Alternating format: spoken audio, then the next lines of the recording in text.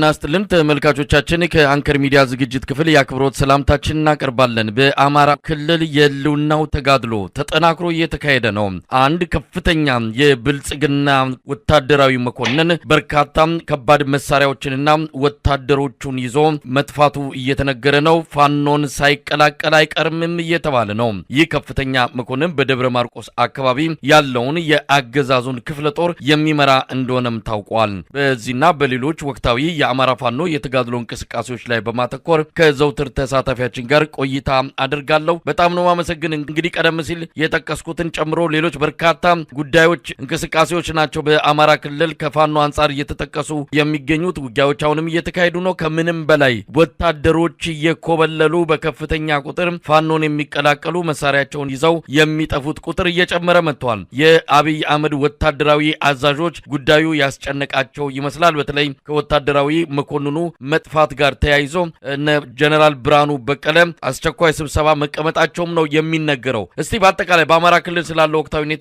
ያለፉትን 2 ቀናት ምን መረጃዎች እንዳሉ ብታካፍለን። አመሰግናለሁ መሳይ።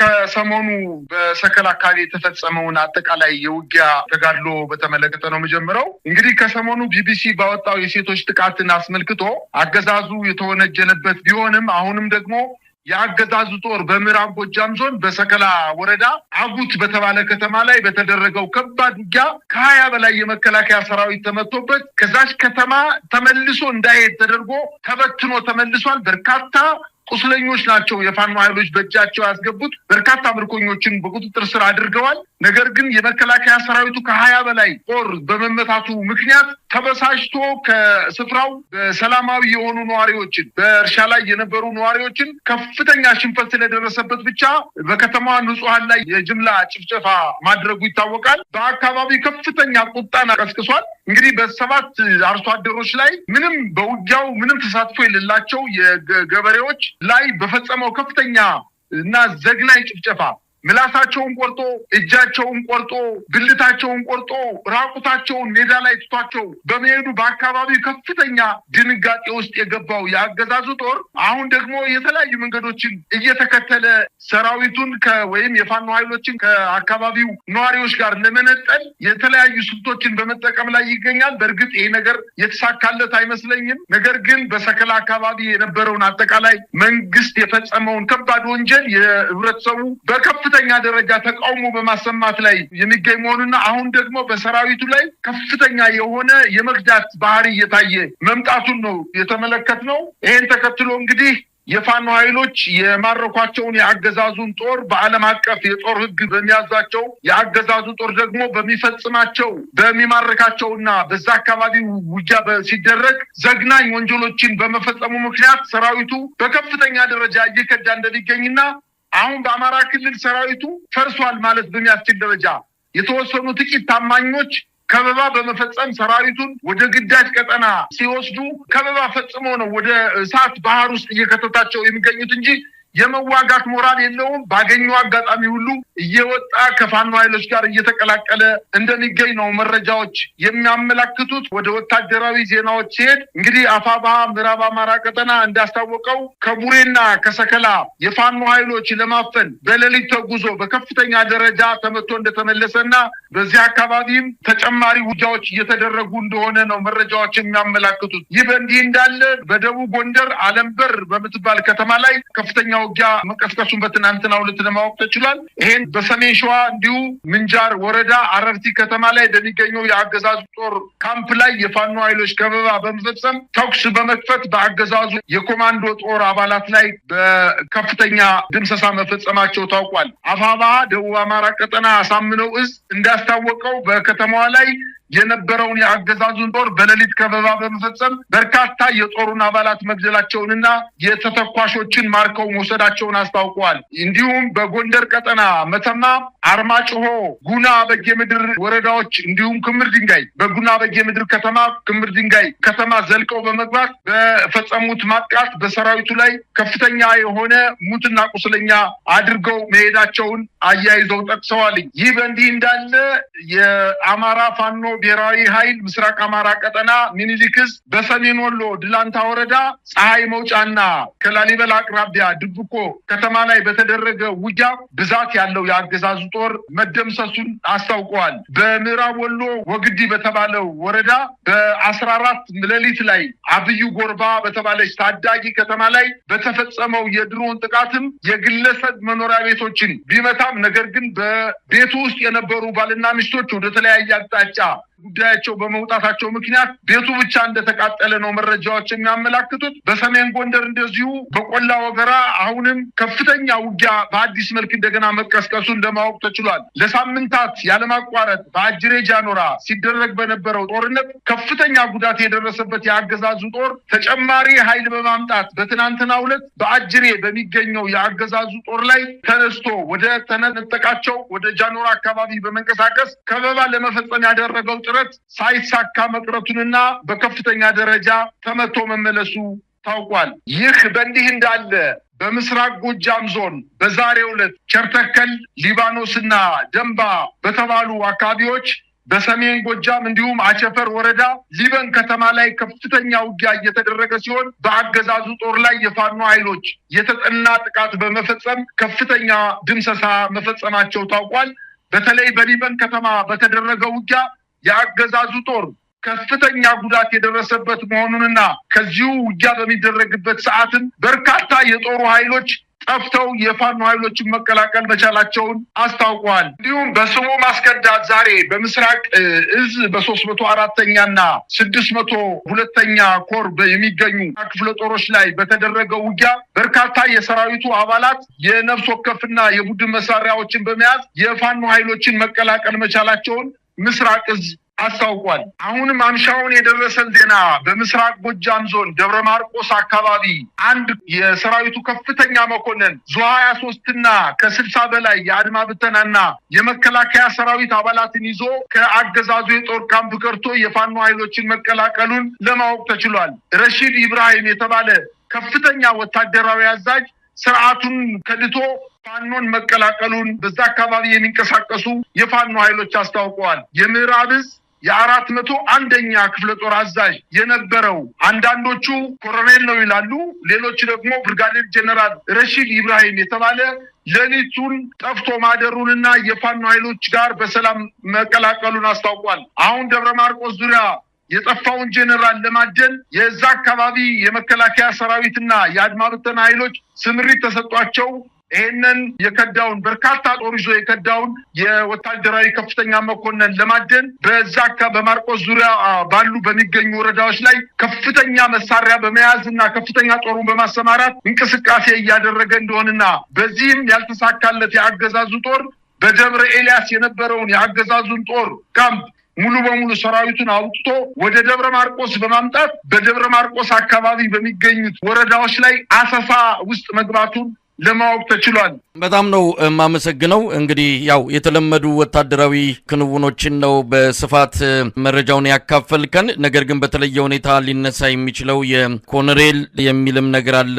ግን ትክክለኛ መጠሪያው ብርጋዴር ጄኔራል እንደሆነ ነው ኋላ ላይ ዘግይቶ የሚወጡ መረጃዎች የሚያመለክቱት። ይህ ከፍተኛ መኮንን የጦር ክፍለ ጦር አዛዥ የሆነ በርካታ ምድብ ኃይሎችን የሚያሰማራ የሚመራ እንደነበረ ነው የተገለጸው። እንግዲህ ከባድ መሳሪያ ዙ 23ን ጨምሮ ከአድማ በታኝም ከመከላከያ ሰራዊትም ጥምር ጦሩን የሚመራ በመሆኑ በርካቶችን ነው ይዞ ወደ ተሰወረ የተባለው። እንግዲህ ተሰወረ የሚለው በኋላ ላይ የፋኖ ኃይሎችን ነጋግረናቸዋል ወደ እነሱ አካባቢ እንዳሉና በቀጣይ ሙሉ መረጃ እንደሚሰጡን ነው የገለጹልን። እንዲህ አይነቱ ነገር እየተለመደ መጥቷል። ሰራዊታቸውን ምድባቸውን በሙሉ ይዘው የሚጠፉ የሚሰወሩና ፋኖን የሚቀላቀሉ የመከላከያ ከፍተኛ መኮንኖች ቁጥር እየጨመረ መጥቷል። አብይ አህመድ ከምንም በላይ አሁን ስጋቱ ውስጥ የከተተው ሰራዊቱ በውጊያ ከሚያልቀውና ከሚበተነው የበለጠ ባገኘው አጋጣሚ የሚሰወሩ መኮንኖችን ቁጥር እየጨመረ መምጣቱ ነው። ይህንን መቆጣጠር አልቻለም። የዚህ ከፍተኛ መኮንን ውሳኔና ድርጊትም በመከላከያ ጀነራሎች ዘንድ ከፍተኛ ድንጋጤን እንደፈጠረ ነው የሰማ ነው። ምን ማለት ይቻላል? አብይ አህመድ እንግዲህ ማሸንፎን ጦርነቱን የገባበት በሰው ኃይል፣ በወታደር ቁጥር፣ በመሳሪያ ቴክኖሎጂ በዛ ተማምኖ ጦርነቱን ጀምሮታል። ግን በየዕለቱ ሰራዊቱ እየተዳከመ እየተበተነ እያለቀ ነው የመጣው። በቅርቡ በወጣው ሪፖርትም እንደዚሁ ከፍተኛ ቁጥር ያለው ተተኳሽ መሳሪያ እጥረትና እግረኛ ሰራዊት እንደዚሁ እንደሌለው በመግለጽ ወታደራዊ መኮንኖቹ ከፍተኛ ውይይት ላይ እንዳሉ ነው የሰማነው። ምን ማለት ነው? በዚህ አይነት ሁኔታ በአማራ ክልል የአብይ አህመድ ሰራዊት ቆይታ ምን ሊሆን ይችላል? መሳይ በአማራ ክልል እኮ የመከላከያ ሰራዊቱ ከፈረሰ ቆይቷል እውነት ለመናገር። ምክንያቱም እየፈጸማቸው ያሉ ወንጀሎች የተስፋ መቁረጥ በ15 ቀን ጊዜ ውስጥ ቀበቷቸውን አስፈትቼ ትጥቃቸውን አስፈትቼ ወደ ከተማ ይዣቸው መጣለሁ ብሎ የዘመተው የመከላከያ ሰራዊት የፋኖ ኃይሎች በቁመ ጠብቀኝ ገጥመው ዛሬ የመከላከያ ሰራዊት የያዘውን ሙሉ ማለት በሚያስችል ደረጃ ትጥቅ ይዘው ፊት ለፊት እየተዋጉት ነው የሚገኙ። በዚህ ተስፋ በመቁረጡ የመከላከያ ጀነራል በተለያዩ ጊዜ በሚዲያ ላይ እየወጡ በሜንስትሪም ሚዲያ በዋና ሚዲያዎቻቸው እየወጡ በመከላከያ ድረገጾች እየወጡ የፋኖ ኃይሎች ተደምስሰዋል፣ የሉም፣ በገዳማት ተሸሽገው ነው ያሉት፣ ሰራዊቱን በትነነዋል፣ አሁን የቀሩን አመራሮች ናቸው እያለ በሚገኝበት ሰዓት ነገር ግን የመከላከያ ሰራዊቱ በክልሉ በምሽግ ውስጥ ራሱን ቀብሮ የሚገኝና የመዋጋት ሞራል የሌለው መከላከያ በዜና እንኳን ያስቀመጠው ወደ 40 ሚሊዮን ተተኳሽ ጥረት ገጥሞናል፣ ከመቶ ሺህ የሚያክል ሰራዊት ጎሎናል፣ አሁን በአማራ ክልል እየተደረገ ያለውን ጦርነት ማሸነፍ አንችልም፣ የመከላከያ ጀነራሎቹ ለስራ አስፈጻሚው ለፖለቲካ አመራሩ ሌላ መፍትሄ ስጡ በማለት በርካታ የወታደራዊ ከፍተኛ መኮንኖች በመድረክ ላይ ወጣው የተናገሩበትን ጊዜ እናስታውሳለን። ፈርሷል ማለት ይቻላል። ይህን ምልክቶችን እያየን ነው። ለምሳሌ በትናንትናው ዕለት በደቡብ ጎንደር አካባቢ በቅርብ ርቀት ደብረታቦር ከተማ በቅርብ ርቀት የምትገኘው አለምበር ከተማ ላይ በራሷ ሻይ ቡና እየሸጠች የምትተዳደር አንዲት እናት ልጇን የ17 ዓመት ልጇን ከጉያዋ ነጥቀው በመውሰድ ልጄን አትወስዱም በማለት ፊት ለፊት ስትጋፈጣቸው እናቷን ረሽነው ልጅቱን ወስደው በጫካ ውስጥ በደቦ ደፍረዋት ነው የተገኙት። ይህ እኮ የመፍረስና የተስፋ መቁረጥ ምልክት ነው። አሁን ባልኩ በሰከላ አካባቢ የተፈጸመው ውጊያ የፋኖ ኃይሎች በበላይነት ስላሸነፏቸውና ከ20 በላይ የመከላከያ ሰራዊት አባላት ተደምስሰው ከዚህ ቁጥር በላይ ደግሞ መከላከያ እጅ በመስጠቱና በመቁሰሉ ምክንያት ከፍተኛ ብስጭት ውስጥና ተስፋ መቁረጥ ውስጥ የገባው የመከላከያ ሰራዊት አባላት ከሰከላ ከተማ በቅርብ ርቀት በምትገኘው ከተማ ላይ ከፍተኛ የሆነ ወንጀል ምላስን መቁረጥ በኢትዮጵያ ሰምተነው አይተነው ገምተነው የማናውቀውን ወንጀል ፈጽሞ ብልታቸውን ምላሳቸውን እጃቸውን በመቁረጥ ራቁታቸውን ሜዳ ላይ ጥሏቸው ነው የተገኘው። ደግሞ ይባስ ብሎ ራሱን ለመከላከል ደግሞ ቤተክርስቲያን ውስጥ ነው የተደበቀው። መሳይ ይሄ ወንጀል ውምብሪት ማርያም በምትባል ከተማ ላይ ወይም ቤተክርስቲያን ውስጥ ይሄን ወንጀል ከሰራ በኋላ ቤተክርስቲያን እንደሆነ የተደበቀው። መቼም የፋኖ ኃይሎች ተኩሰው የመከላከያ ሰራዊቱን አይመቱትም። ቤተክርስቲያንን በጣም ያከብራሉ፣ መስጊድን በጣም ያከብራሉ። በሚል እሳቤ ቤተክርስቲያንና መስጊድ ውስጥ ራሳቸውን እየደበቁ ነው የሚገኙት። በአጠቃላይ የዚህ ጀነራል ወይም የዚህ ወታደራዊ ከፍተኛ መኮንን 60 እና ከዛ በላይ የሆኑ የሰራዊት አባላትን ይዞ መጥፋቱ የሰራዊቱን መፍረስ ማረጋገጫ አንደኛው መንገድ ነው። ሁለተኛው መንገድ ደግሞ እየፈጸሙ ያሉት አጠቃላይ ወንጀል ሰራዊቱ በህዝብ ጠገገት የማይታዘዝ የራሱን ጥቅም ብቻ በዘረፋ፣ በአስገድዶ መድፈር፣ በንብረት ማቃጠል እንዲሁም በርካታ ወንጀሎችን በመፈጸም የሚታወቅ የመከላከያ ሰራዊት አሁን በቁመናው አለ ማለት አይቻልም። ከተልዕኮ ውጭ በመሆን የራሱን ሀብት ለማጋበስ በተለይ በባህር ዳር፣ በጎንደር፣ በደሴ፣ በደብረ ብርሃን በተለይ በዞን ከተሞች ላይ የሚገኙ ትልልቅ ወታደራዊ መኮንኖች አሁን የራሳቸውን ሀብት በማካበት ደረጃ ተጠምደው ነው የሚገኙት። ይሄ የሚያሳየው ሰራዊቱ መፍረሱን ነው በአጠቃላይ ማለት የሚቻለው። መሳይ እንግዲህ አብይ አህመድ በተስፋ መቁረጥ የሚወስዳቸው እርምጃዎች እጅግ ዘግናኝ ናቸው። እንደ ማህበረሰብ መንግስት ኃላፊ ነው፣ ማህበረሰብ ግን ህዝብ አብሮ የሚኖር ነው። በእነዚህ ማህበረሰቦች የኢትዮጵያ የተለያዩ ማህበረሰብ ክፍሎች መሀል እየፈጠረ ያለው የጭካኔ ተግባር እውነት ለመናገር ቃላት ከሚገልጸው በላይ ነው። በስልጣን ላይ ለመቆየት በዚህ ደረጃ ጭካኔ፣ በዚህ ደረጃ የነውር ተግባር እንዲፈጸም ማድረግ ለዛውም በተቀነባበረና የደህንነት መስሪያ ቤቱ ሙሉ ኃይሉን ሙሉ አቅሙና ጉልበቱን ያዋለባቸውን እንደነዚህ አይነት የጭካኔ ተግባራትን እየፈጸመ በፋኖና በሌሎች ያላከከ ከፍተኛ የሆነ ሞራልና የስሜት ስብራት ኢትዮጵያ ላይ እየፈጸመ ያለ አገዛዝ ነው። የዚህ አገዛዝ ኃጢአቶች መቼም ተዘርዝረው የሚያልቁ አይደሉም። ለማንኛውም አሁንም ተስፋ የቆረጠ አይመስልም። ሰው አልባ የሆኑ ድሮኖችን፣ ትናንሽ ድሮኖችን ባለፈው ራሱ ሲያስተዋውቅ የነበረው የነበረውን በብዛት ወደ አማራ ክልል እንዳስገባም የሚገልጹ መረጃዎች እየወጡ ነው።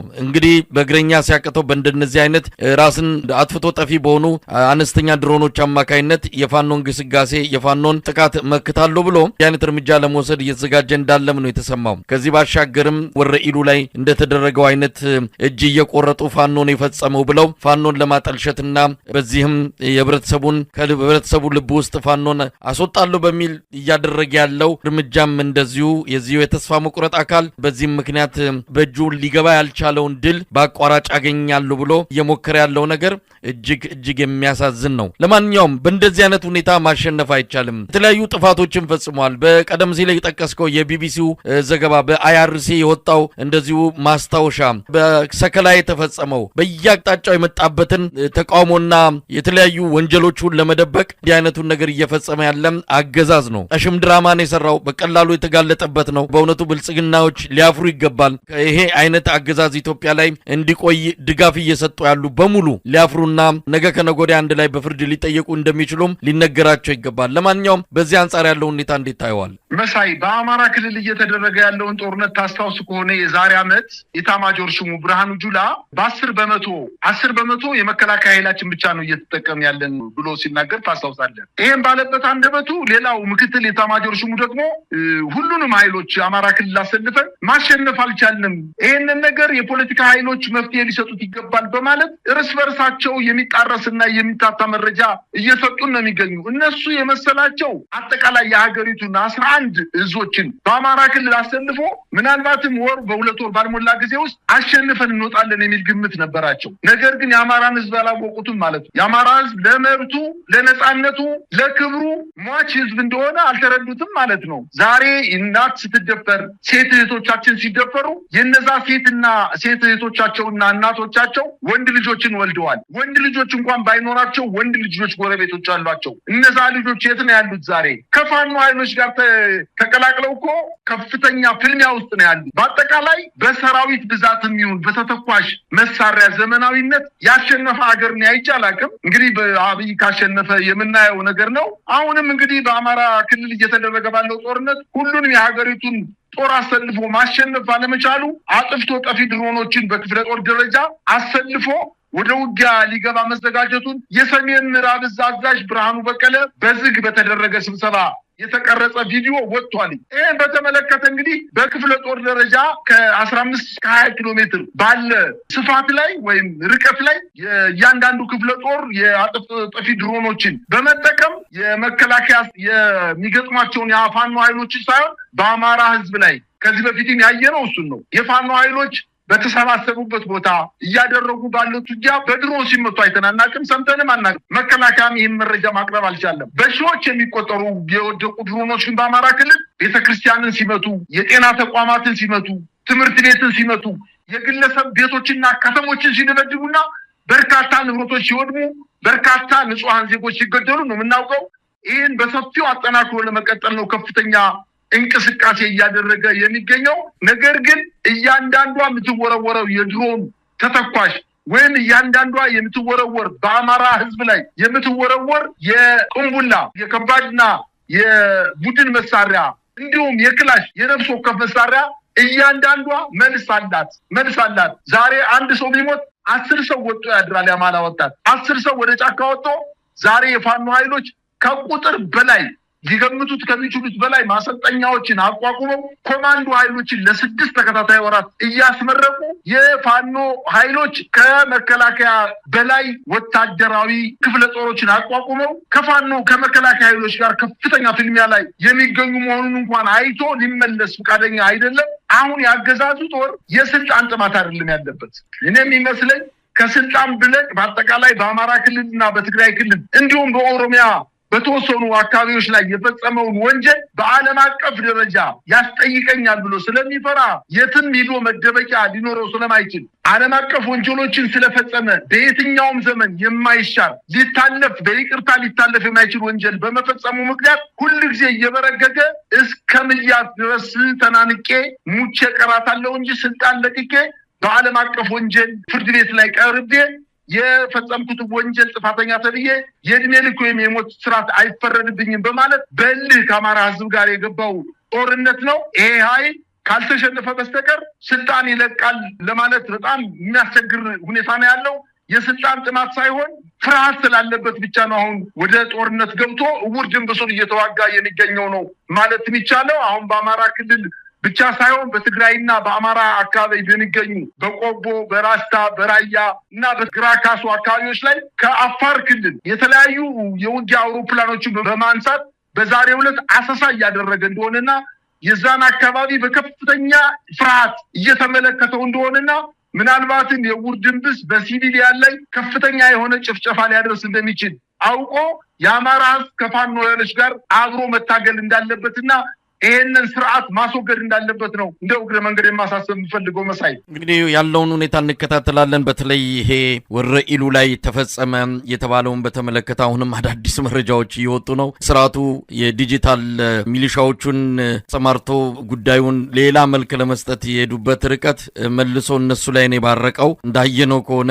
በ48 ሰዓት ውስጥ ወንጀለኛውን ያዝን ብለው መግለጻቸው በራሱ አንድ እየተዋጋ ካለ ኃይል ጋር የሚደረግ ፍልሚያ ውስጥ የገባ እንዴት አድርጎ የዛን የተቀናቃኝ ኃይል ሰው በቀላሉ ያስኩ በ48 ሰዓት ውስጥ ያስኩ ብሎ ድራማውን እንደው በእንደዚህ አይነት በጣም የወረደ በሆነ መልኩ የተጫወቱበት አሰቃቂ ድርጊት ግን በኢትዮጵያ ሕዝብ ዘንድ በእውነት ሊመዘገብ ይገባል። ኢትዮጵያ ሕዝብ ሊነቃ ይገባል። እንዴት ቢናቅ ነው እንዲህ አይነት ቀሽም ድራማ ይዘው የመጡበት? ሁኔታውን በተመለከተ ከተለያዩ የፋኖ አመራሮች ጋርም ተነጋግረናል። የአማራ ሕዝብ ጨዋ ነው። የአማራ ሕዝብ የኢትዮጵያ ሕዝብ አንድ የሚጋራው ነገር ቢኖር ፈሪሃ እግዚአብሔር ያለው ሕዝብ መሆኑ ነው። እንዲህ አይነት ነገር እንኳን አይደለም ኢትዮጵያ ምድር ላይ ሌላም ጋር ቢፈጸም በጸሎትና በልመና ፈጣሪውን እንደው የሚማጸን ህዝብ ያለበት ሀገር እንዲህ የጭካኔ ተግባር ይፈጸማል ተብሎ አይታወቅም። አብይ አህመድ የአውሬ መንፈስ ነው ይዞ የመጣው። ይህንን መንፈስ ነው እንግዲህ እየረጨ በየቦታው ሰምተን አይተን የማናቃቸው ወንጀሎች ባለፉት 7 ዓመታት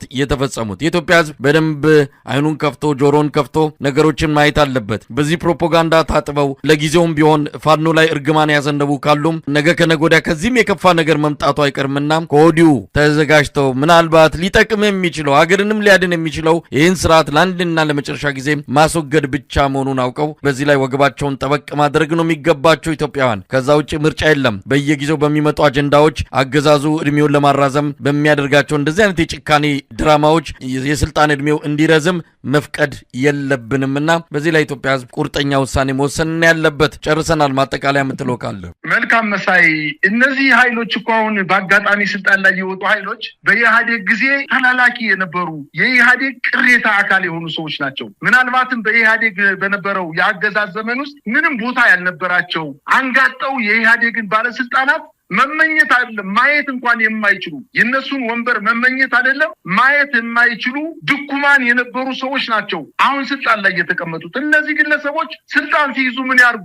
አልተማሩ። ከኢህአዴግ የፖለቲካ ሸፍጥ እንኳን ትምህርት የወሰዱ አይደሉም። ኢህአዴግ እንኳን የፖለቲካ ሸፍጥ ሲሰራ አለው አይነት እንደ ወግም አለው። እነዚህ እስቲ አሁን በወረኢሉ የተካሄደውን እንትን ከ12 ቀን በፊት ይሄን ግለሰብ እጁን ለመንግስት ኃይል በሰላም እጁን ሰጥቶ ወደ ህዝቡ ተቀላቅሏል ብሎ የአማራ ቴሌቪዥን የአማራ ብሮድካስቲንግ ኮርፖሬሽን አቅርቦ ባናገረው በፎቶግራፍ የተደገፈ በቪዲዮ የተደገፈ መረጃ እያለ ሰውየው ከገባ ከ12 ቀን በኋላ እጁን ሲቆርጥ እጅ ቆራጭ ነው ያለ ዘግናኝ ወንጀሎች ሲሰሩ መታየታቸው በእነሱ ላይ ነው መልሶ እንደገና ጦሩ የተወረወረባቸው። መሳይ በአጠቃላይ ሂሳባቸው በሙሉ የተስተካከለና የተሰናሰለ ሂሳብ አይደለም እየሰሩ ያሉት። በፖለቲካም ወድቀዋል፣ በወታደራዊ እንቅስቃሴያቸውም ወድቀዋል፣ በአስተዳደርና በኢኮኖሚ በማህበራዊ ሴታቸውም የወደቀ ስርዓት እጅግ በጣም ኢትዮጵያን ያዋረደ ስርዓት ነው አሁን በስልጣን ላይ የሚገኘው። ለዛም ነው በጣም ስለተምታታባቸው ወንጀላቸውን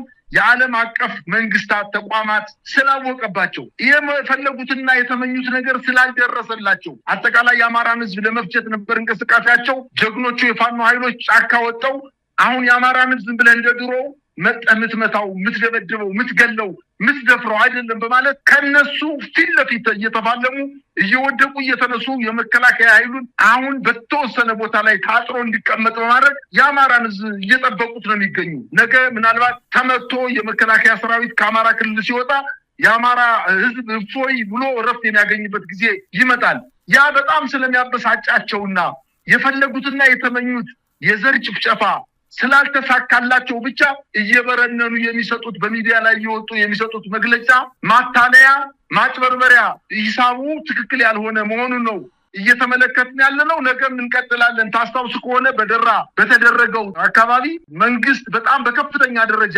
አቅጣጫው ሲቀይስበት የኢትዮጵያን ሕዝብ አእምሮ ለመያዝ ያደረገው በስመ አብ ወወልድ መንፈስ ቅዱስ በማለት አንድን ወጣት አንገቱን በማረድ አቅጣጫን ለማስቀየስና የሃይማኖት ጦርነት እንዲነሳ እስላምና ሙስሊምና ክርስቲያን ወንድሞቹ ለዘመናት የኖሩ በዛ አካባቢ ያሉ ነዋሪዎች በሰላም የኖሩ የሙስሊምና የክርስቲያን ምዕመናን እርስ በርስ እንዲተላለቅ ለማድረግ ከፍተኛ ሴራ ጠንስሶ ያንን ድርጊት መፈጸሙን ታስታውሳለህ። አሁንም ይቀጥላል። ሃይማኖትን ከሃይማኖት፣ ብሔርን ከብሔር፣ ባህልን ከባህል እያጋጨ መቀጠል ነው የፈለገው። ነገር ግን የኢትዮጵያ ሕዝብ ነቅቶበታል። ምናልባትም አሁን የቀረው የማምሻ 11ኛው ሰዓት ነው ማለት የሚችለው። መሳይ በጣም ነው የማመሰግነው። እንግዲህ በአማራ ክልል ያለውን ወቅታዊ ሁኔታ የተመለከቱ ዘገባዎችን የተከታተልንበት ቆይታን ያደረግነው። እግዚአብሔር ይስጥልኝ። መልካም ቀን። እኔም አመሰግናለሁ።